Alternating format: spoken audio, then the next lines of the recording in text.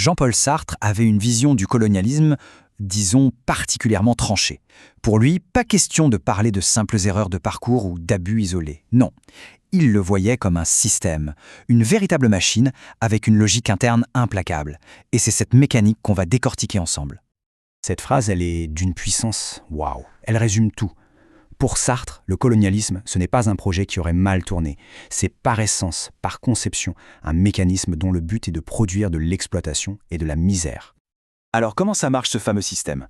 Sartre, il met de côté la morale, les bons sentiments, la psychologie, pour aller droit au but. Le colonialisme, dit-il, c'est avant tout une question d'économie. Une économie à la logique brutale, certes, mais parfaitement cohérente. Concrètement, qu'est-ce que ça veut dire? Eh bien c'est simple. Le but n'a jamais été de développer le territoire conquis.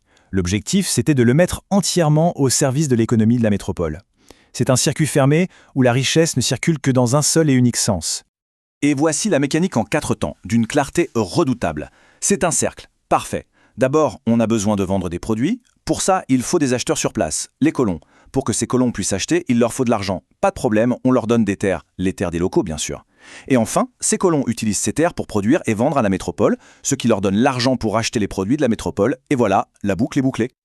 Bon, ça c'est la théorie. Mais dans la pratique, qu'est-ce que ça donne? Sartre a beaucoup étudié le cas de l'Algérie, justement pour montrer les conséquences très concrètes de cette logique sur le terrain. Et la première étape, le point de départ de toute la machine, c'est ça, la confiscation de la ressource la plus vitale, la terre. Sans cette spoliation massive, tout le système s'effondre. Pour bien comprendre l'ampleur du phénomène, regardons les chiffres. En 1850, on part de 115 000 hectares aux mains des Européens. Retenez bien ce chiffre. Parce qu'un siècle plus tard, ce chiffre a littéralement explosé. On passe à plus de 2,7 millions d'hectares. Ce n'est pas une simple augmentation, c'est une multiplication par plus de 23. C'est une illustration brutale de l'ampleur de ce transfert de propriété. Le résultat final est sans appel. En à peine un siècle, les 2/3 de la terre ont changé de main, souvent par la force ou par des lois conçues spécifiquement pour ça. Cette spoliation, elle a une conséquence directe et terrible. Les terres qui servaient à nourrir la population locale, avec des céréales par exemple, sont transformées. On y plante de la vigne pour l'exportation vers la France, une production de vin dont les musulmans qui n'en boivent pas ne bénéficient absolument pas. Et les conséquences sur l'alimentation sont mathématiques, comme le montre ce graphique. En 75 ans, la quantité de céréales disponible par habitant est divisée par plus de 2. Ce n'est pas un accident, c'est la logique même du système. Moins de terre pour se nourrir, ça veut dire, tout simplement, moins de nourriture. Alors, un système aussi fondamentalement inégalitaire, il ne peut pas tenir par la simple persuasion. Il a besoin d'un moteur pour s'imposer, pour forcer son acceptation. Et ce moteur, c'est la violence. Ça pose une question fondamentale pour les colonisateurs. Comment est-ce qu'une minorité peut contrôler une majorité qu'elle a elle-même appauvrie et affamée? Comment maintenir l'ordre quand on a soi-même créé les conditions parfaites pour le désordre? La réponse de Sartre est radicale, et elle est dérangeante.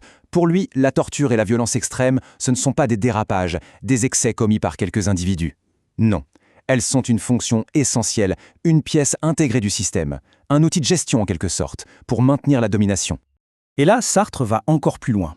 Il dit que le but de la torture, ce n'est pas seulement d'obtenir des informations.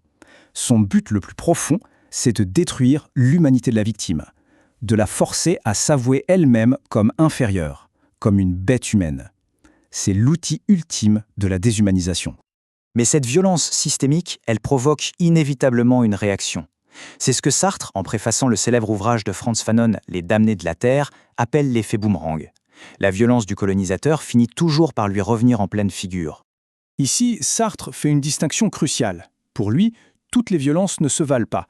Elles n'ont ni la même origine, ni le même but. D'un côté, il y a la violence du colonisateur, qui est un outil d'oppression.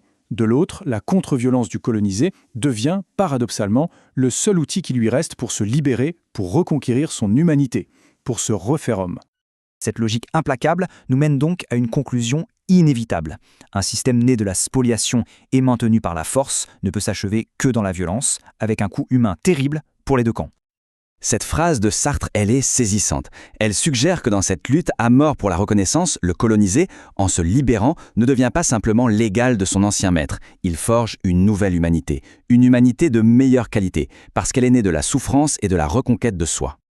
Et c'est la question qui reste en suspens. Sartre ne nous a pas seulement décrit une période historique, il a démonté une structure, une machine économique et politique. Alors, si la forme a changé, est-ce que les mécanismes de ce système ont vraiment disparu? Ou est-ce qu'ils se sont simplement adaptés à notre monde d'aujourd'hui? La question reste ouverte.